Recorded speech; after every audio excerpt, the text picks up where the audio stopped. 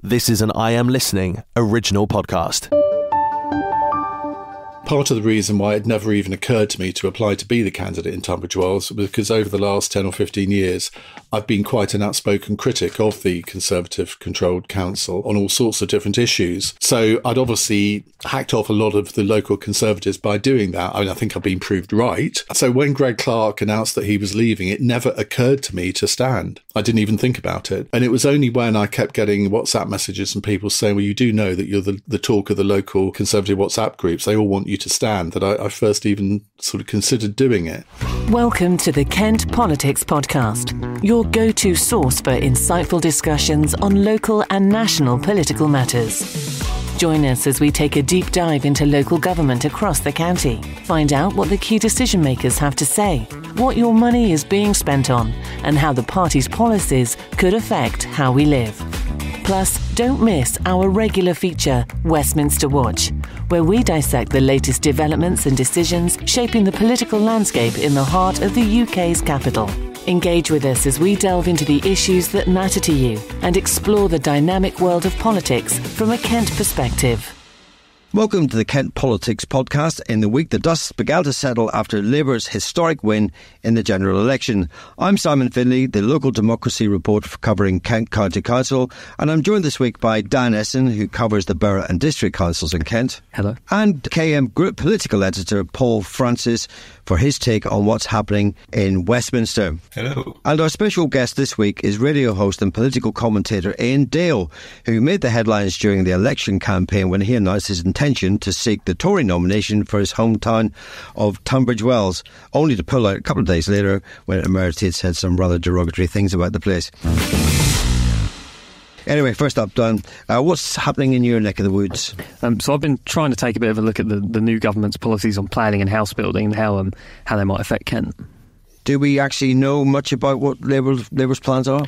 Not specifically, but sort of general themes. So for a good while before the election, Labour was talking about getting Britain building again, about some parts of the Green Belt, in fact, being Grey Belt and so on.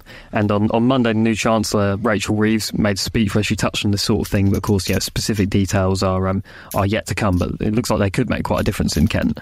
Yeah, why is it so relevant here, and whereabouts will it be relevant? So obviously Kent's pretty sizable, and about 20% of it is officially designated as Green Belt, mainly in the north and west of Kent, nearer to London. But those districts still got to build houses, so obviously plans sometimes come forward to build homes in the Green Belt. So in Sevenoaks, for example, in their local plan they're currently working on it, they're proposing a whole new settlement of 2,500 homes at Pedham Place near Farnborough, which is quite close to the M25, but completely Green Belt. Tunbridge Wells Council is also working on a local plan at the moment, and they dropped their proposals for a whole new village of 2,100 homes at Toodley, which is also in the Green Belt, after the planning inspector said they should consider places which are less likely to damage all the green space around there.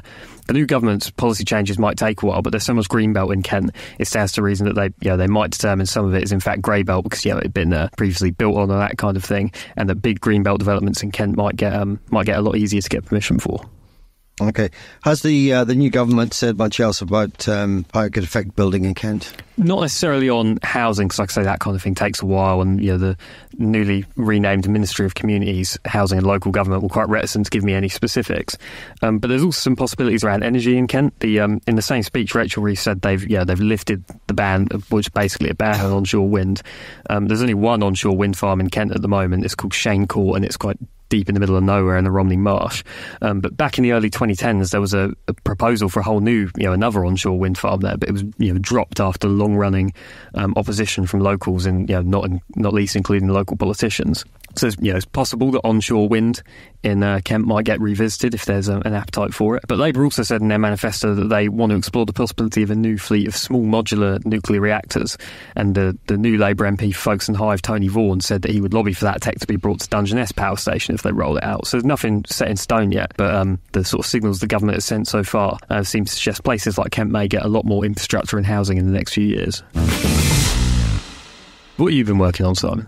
Well, one election is over and attention immediately turns to the next. Unsurprisingly, Nigel Farage's Reform Party will be standing as near a full slate as they can at the next county council elections in May of next year. Clearly, after the pasting the Tories took on July 4th, they sense that they can do pretty well. And do you reckon they can do pretty well? Well, the big question is whether the Conservatives will have got their act together nationally by next May, and if a little sheen of the Starmer government has begun to wear off. The Tories, which won 60 of the 80 seats last time in 2021, will have been in for a while and will have been making some unpalatable decisions in order to save money because of the squeeze on the revenues that they're not getting in. And that will be particularly true in the weeks leading up to polling day. So they're not going to be in... They will be the most popular bunch, let's put it that way. And do you think the Tories on Kent County Council are quaking in their boots at the thought of Reform UK? Well, it depends who you speak to, really. They're not taking them lightly. The danger for the Tories will be coming from all sides, to be honest with you, from the Green Party, the Labour Party, the Liberal Democrats. But Reform UK is one of the most likely ones that will split the right of centre vote, possibly allowing Labour, Greens and Lib Dems, possibly even independents, in through the side door. So despite what they say, no one thinks that they will win that many. But they'll also not forget that back in 2013, UKIP stunned everybody when they won 17 seats and became the official opposition at County Hall.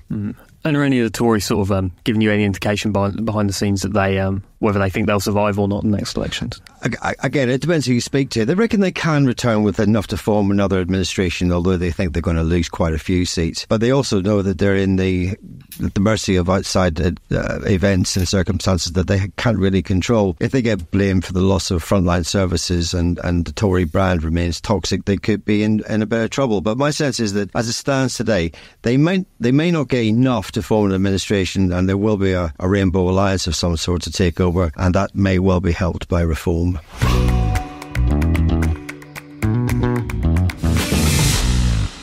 Now we turn to Paul Francis, the KM Group political editor.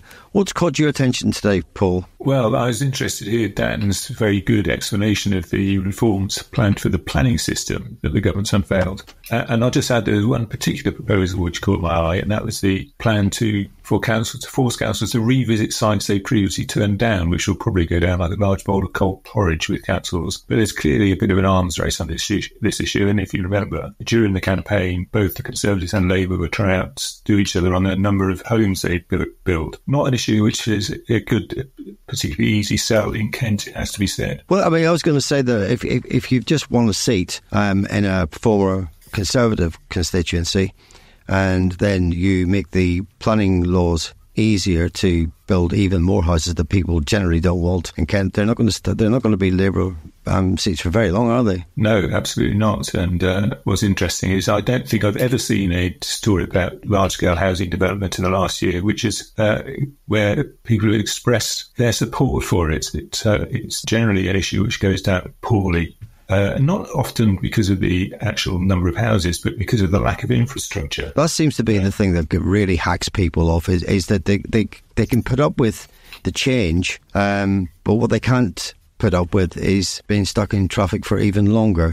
Yes, quite, yeah. Or get to a doctor's. Or get to a doctor's, or get your kids to school, or get yourself to work, or whatever. That seems to be a bit of a problem. What else has been on your mind then? Well, we all know about the new checks that are coming into play in October for non-EU travellers coming and going from the UK. And this has been a subject of great controversy over the last 6 months or so, because the government hasn't yet quite got all its ducks in a row on this one. And there is a growing worry about the potential consequences when the checks do come in, which is around about October, because if you are travelling from a non-EU country to another country, you will have to have biometric proof of who you are, which is not just a case of showing the customs officer your passport, but all sorts of other bits and bobs like biometrics on your.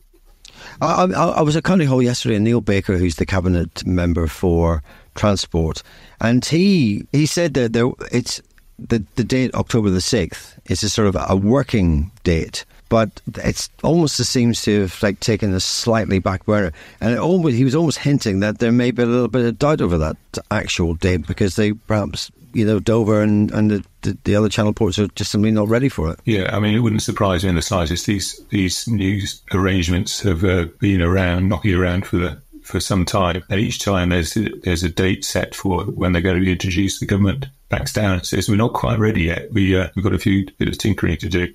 I think the big issue is the lack of this app, which would allow travellers to sort of get a bit of a head start on their applications for ID, photo ID, etc. And that seems to be a bit of a stumbling block. But the current government, the Labour government, is probably only just discovering the extent of some of these problems. And I thought it was interesting to hear that Roger Gough, the leader of Kent County Council, and the chief executive of the Port of Dover, Doug Bannister, have renewed their concerns with the government about the potential difficulties this may present. It's not a great look for a new Labour government, all shiny and new, a couple of months in, having to explain away, sort of miles and miles of queuing traffic up and down the motorways and on the back roads because of some app not working. Yeah, it's one of those issues where it's the practical consequences that matter more than the ideology.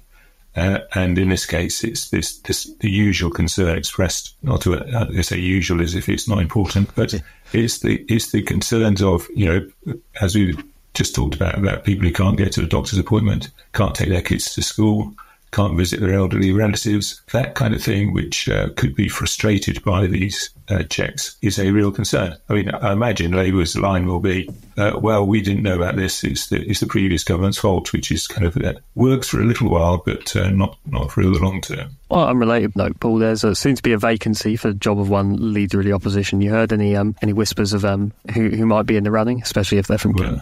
Yeah, it won't be me, that's for sure. The names which keep cropping up are Tom Tugendhat of Tunbridge and Morling, who made a bid last time the post was vacant, got to the third round and fell by the wayside at that point, but did have a pretty slick campaign. So I imagine he's going to put his hat in the ring. Some people are suggesting the Sevenoaks MP Laura Trott might be an outside bet. I suspect she probably won't at this stage, but who knows? She might. Perhaps it would be a dream team with Tom Tugendhat and her leading the new, refreshed Conservative Party. Maybe it's a bit early for either of them to make their move. Yeah, I think you're right. No one's saying they definitely want the job at this particular point. They haven't even appointed a new 1922 committee which oversees the leadership question. So we are still a bit of a long way away from knowing who's going to be the candidates in that particular race. OK, thank you very much indeed, Paul. We'll speak again next week. Yeah, pleasure, as always. Is there a topic that you would like to be discussed on the Kent Politics podcast? Perhaps you've got a question for one of our panel, or you'd like to comment on a hot topic in local or national government. Get in touch by emailing or sending a voice note to kentpoliticspodcast@thekmgroup.co.uk. Many know him as the voice of LBC's political coverage and discussion show, but fewer still know him as the long-time man of Kent. Radio host Iain Dale put his hat in the ring for the Tory candidacy in Tunbridge Wells for this year's general elections, but withdrew after 2-year-old comments of him saying he didn't like the town emerged. He now joins us. Iain Dale, thank you very much for your time. Hello, hi. Cheers for joining us. So I mentioned it. I'm sorry to relitigate it, but can I ask you, where did it all go wrong for your bid for Tunbridge Wells? Well, as you said, it was comments I'd made on my For the Many podcast, which I did with Jackie Smith 2 years ago. And it was a sort of, the problem is when these things happen, you can never explain the context. You just sort of see the words in black and white and they look really bad. And I mean, I can tell you all the context that you like, but it doesn't affect the way, I mean, in the end, I just decided it was untenable given what I'd said. And I've lived in Tunbridge Wells since 1997, so that's 28 years. If I really didn't like the town that much, I don't think I'd have stayed that long, would I? But it was at a point where I think the Pembury Road was being dug up, the town was in gridlock, a friend of mine had been mugged in the town centre, and I wasn't feeling particularly benevolent towards it. And I'd always had an issue with the way the town was run by the council. And so I said all of that. And somehow in the few hours that there had passed since I announced that I was going to run for the candidacy, the Liberal Democrats got hold of these words. I still don't know how. And they sent them to the local Conservative Party agent. And it all sort of went on from there, really. Now, if I'd been them, I would have waited till I'd been selected. and done it during the middle of the campaign. But my agent reckoned that they did it because they didn't want me to be the candidate, because they thought, well, he's lived here for nearly 30 years and he's got a national profile through his radio show. So that was the logic of why they did it at that point, because I think most people would have waited till I'd been selected and the campaign was underway. Yeah, I see what you mean. That was something I was going to ask, actually. So the guy who ended up being the Tory candidate, Neil Mahapatra, he came second to the Liberal Democrats, and the Lib Dems had a reasonably healthy majority. But like you say, you've got public profile. You obviously speak professionally. You're very good at getting your point across. Do you think if you'd stuck it out, you could have given it a good go and given the Lib Dems a run for their money? Well, I would have given it a good go, but there is no way that, I'm not vain enough to think I could have reduced the majority to nothing. They got an 8,500 majority. So frankly, whoever the candidate was, if Greg Clark had restood, he wouldn't have managed to hold on to it. He was always considered a really good MP. But MPs' personal votes are generally reckoned to be a maximum of 2,000. So I think Greg would have there would have been a much smaller Lib Dem majority there if he had stood. But no, I've had so many people use the phrase, you dodged a bullet. It doesn't feel like that, I have to say, because I really did. I wasn't going to give up the best job I've ever had on a whim. It was because I genuinely wanted to do it, and I think I would have done it well, but it wasn't to be. Okay, like you say, even if Greg Clark, who's pretty popular, restood, maybe he wouldn't be able to beat the Liberal Democrats. But so were you expecting the Liberal Democrats to win? Did you know when you were signed up to be the candidate, you potentially had an uphill battle ahead of you? Well, they had clearly been making an effort for quite a long time. They've taken over the council in Tunbridge Wells, and they were clearly targeting the seat. And I did my due diligence as well as I could. And I talked to, I better not name this person, but somebody very senior in the Liberal Democrats who has a track record of predicting results. And he reckoned that the Lib Dems wouldn't win here unless the Liberal Democrats had a brilliant national campaign. And they did have a much better campaign than I think anyone probably predicted. And of course, nobody could have predicted how disastrous the national Tory campaign would have been. So I think that the gods aligned to enable the Liberal Democrats to win. I still think it's really odd, though, that the guy who's now the MP, Mike Martin, the candidate at the time, he fought a very strange campaign, as if he didn't really want to meet anybody. He didn't do any of the hustings, which is part and parcel of election campaigns. And my partner was looking on some of the local message boards, and sort of that went down really, really badly. But anyway, congratulations to him. He got through and won. Yeah, I was at the camp for the local elections in Tunbridge Wells in May, and when he was there, basically just sort of acting as hype man for their group on the local council. He was more than happy to speak, but I had a lot of people messaging me saying, why isn't he turning up to any hustings? And apparently after the count, he wouldn't even speak to one of our reporters. So I see what you mean. Well, it's very odd because that is part of the job. If you are either a candidate or a member of Parliament, dealing with the media is part and parcel of the job. Now, when all of the thing happened when I pulled out, I normally always speak to the media. If somebody asks me a question, I'm very happy to answer it. Now, in those circumstances, that was, shall we say, slightly tricky because whatever I said would have been interpreted in different ways. And so I decided that after it all happened, I wasn't going to say anything for the rest of the election campaign because I didn't want to prejudice the chances of the guy who did get the candidacy in the end. Do you find that MPs are quite reluctant to speak to the local press or just the press in general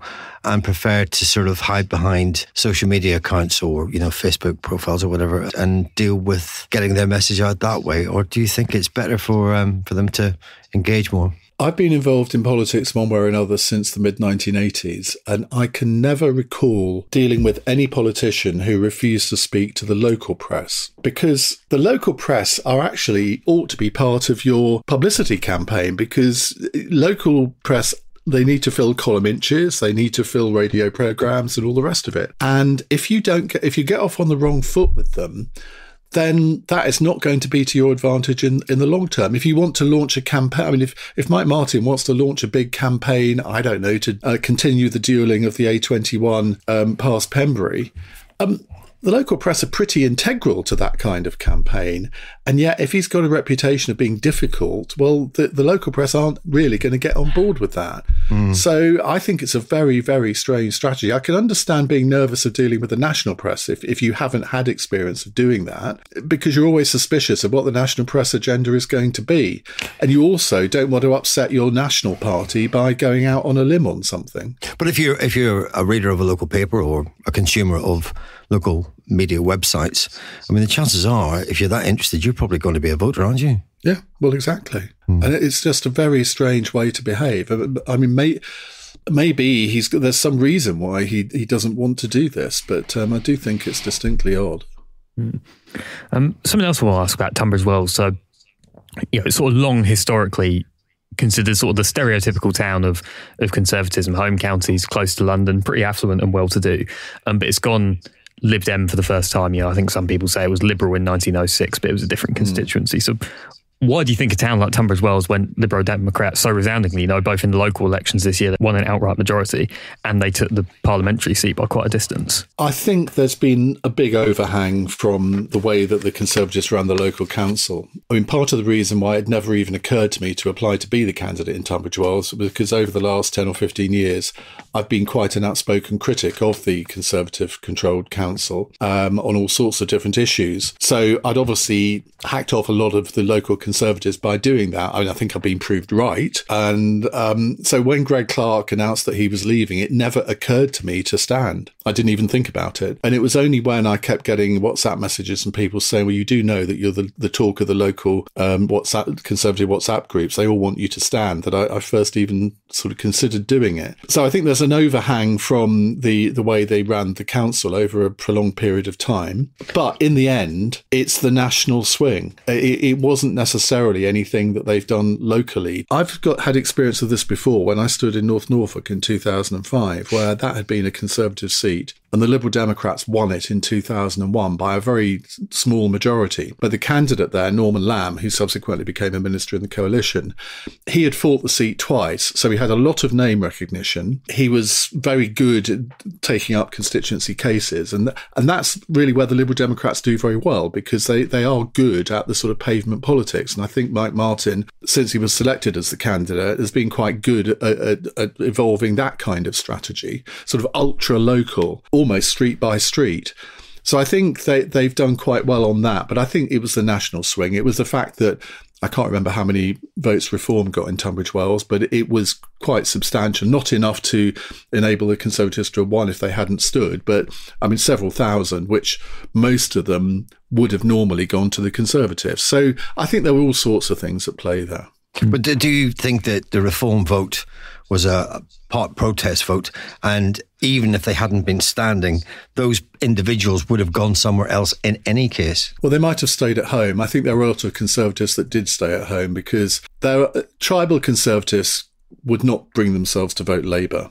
They might have voted Lib Dem as a sort of protest vote, but I suspect most of them would have just sat on their hands and stayed at home. And others will have voted for Reform. I mean, the Reform vote isn't just ex-Conservatives. There are ex-Labour people that voted Reform as well. But I think what happened, Brandon Lewis, a former MP for Great Yarmouth, a good friend of mine, he said that on polling day, I mean, he stood down, but one of his party workers phoned him on polling day and said, well, we've got great canvass records, we're knocking up Conservative pledges, and most of them are telling us, well, we are Conservatives, but this time we're voting Reform. And of course, Reform won that seat. And I think there would have been a degree of that happening in Tunbridge Wells, where the local party, and they ran quite an intensive canvassing campaign. And the idea of that campaign is not to persuade people to vote for you, but to find out where your support is and get it out on polling day. And I suspect they will have had a similar experience where Conservative pledges, they were sort of knocking them up on polling day.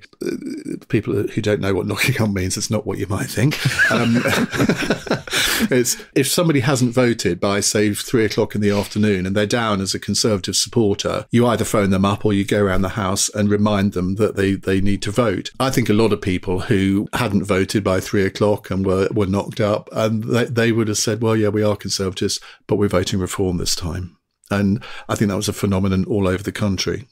So moving on to the sort of picture for the Tories more broadly, like you mentioned, you've been very critical of the Tory party for a long time now, but you were looking to be their candidate. They are nonetheless your party. What do you think the future holds for them in the wake of such a crushing defeat? Well, I think they have to recognise why there was such a crushing defeat, and there are all sorts of different reasons for that. I think plain incompetence was one of them. And a lot of people said to me, well, look, you have been critical of the Tories in recent years. Why on earth do you want to stand? And my response was, well, I can see the crushing defeat that's coming. And I want to try and play a role in the rebuilding of the Conservative Party. Now, that is not sort of the best reason maybe to want to be an MP.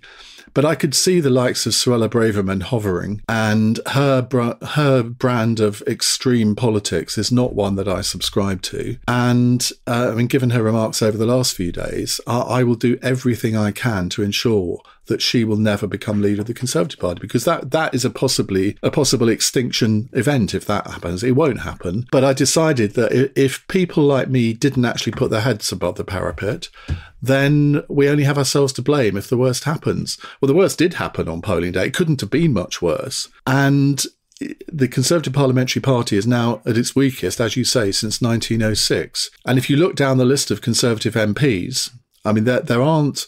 I don't know many of the new ones, but I just hope that I know a few of them. Katie Lamb, I chaired her selection in the Weald of Kent constituency, and I think she's very good, but I don't know an awful lot of them. So I just pray that they are the sort of people who will have new ideas, can spend the next year or two, maybe not actually saying very much, but reforming the party and putting together a new policy platform, because no one's going to want to listen to the Conservative Party for the next year. Keir Starmer's already sort of well into a honeymoon period. I'm not sure how long it'll last. For example, last night on the television news, there was all these pictures from the NATO summit of all the leaders and Joe Biden speaking. And where was Keir Starmer? He was still midway across the Atlantic, so he wasn't part of it. He wasn't there for the picture. He wasn't there to hear Joe Biden. And I did think to myself, if that had been Rishi Sunak, all the media would be saying what a disgrace it is that the Prime Minister couldn't even get to a summit on time. Typical Tory incompetence. And yet no one has said that about Keir Starmer, because he's in his first week and he can do no wrong. And governments in their first weeks are never more powerful than at that period. So he can get away with an awful lot that his predecessor would not be getting away with. With reform, do you think that that's a long-term threat? It could be. Nobody knows really at the moment whether the protest votes... bear in mind, they got more votes than the Liberal Democrats, and yet they only got 5 seats and the Liberal Democrats got 72. Now, that will open up a whole new debate about our electoral system. I think a lot depends on whether they can establish themselves as a, quote, normal political party. Well, if they can get rid of some of the, well, shall we say, more unsavoury elements of the party that we've seen become standing as their candidates over the past few months. But the Conservative Party doesn't have a divine right to exist. It could be usurped by reform if Nigel Farage plays his cards right. Now, I know Nigel Farage is a friend of mine, and he's a very, very astute operator. So I think a lot will depend on what effort he personally puts into it. He said for him it's a 5-year project. So we will see. I think there is a danger that they could establish themselves in a way that would prejudice the Conservative vote at the next election if they play their cards right. But if they try and disappear down a very right-wing rabbit hole, I'm not sure that's the way to do it. Mm-hmm. So, like you mentioned at the moment, Tory MPs are going to be sharpening their knives for the leadership contest. Is there anyone who catches your eye as a possible next leader? There's at least one Kent MP who's been touted as a possible leader. Neighbouring MP in Tunbridge, Tom Tugendhat. Well, had Penny Mordaunt kept her seat, I think she would have been the runaway leading candidate, but she didn't, so she isn't. I think Tom Tugendhat will be a strong candidate. He will be seen as on the sort of one nation centre-right of the party. There will be, Kemi Badenoch, I think, is probably the leading candidate at the moment. She is seen as of the right, but I think she's been very careful not to go down the road that Suella Braverman has and pigeonhole herself as somebody totally on the right. I think she will have an appeal across the party. James Cleverly, the Home Secretary, or former Home Secretary, he's always said he wouldn't stand, but I suspect if there was enough pressure on him he might change his mind. But I think if I was to put, I mean, I don't bet, thank goodness, but if I did bet, I would put money on Kemi Badenoch at the moment.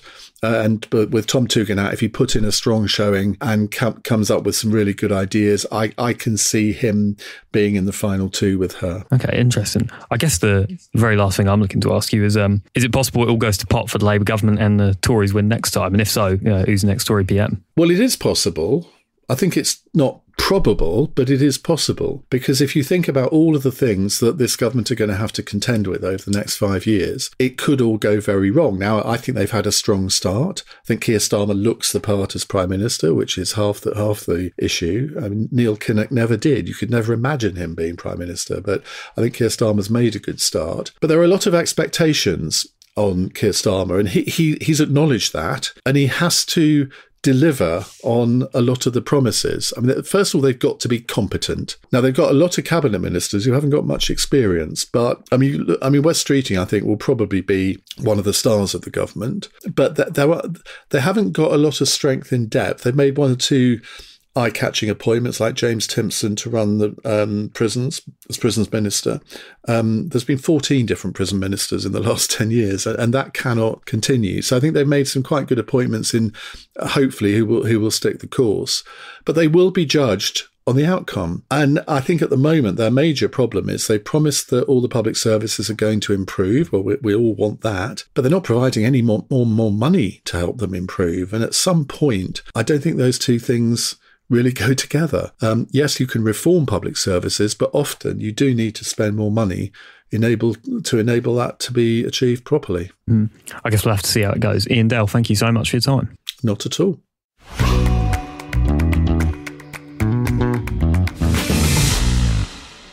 Okay, folks, that's your lot for this week. Thanks to Dan, Paul, and to our special guest, Iain Dale. Don't forget to keep an eye on Kent Online for the latest politics news from across the Gadi. All the best. Thanks for listening to the Kent Politics Podcast. Don't forget to check out stories throughout the week on the politics page of Kent Online. And you can watch the Kent Politics Show with Rob Bailey on KMTV every Friday at 5 p.m. or on demand at kmtv.co.uk. This has been an I Am Listening original podcast.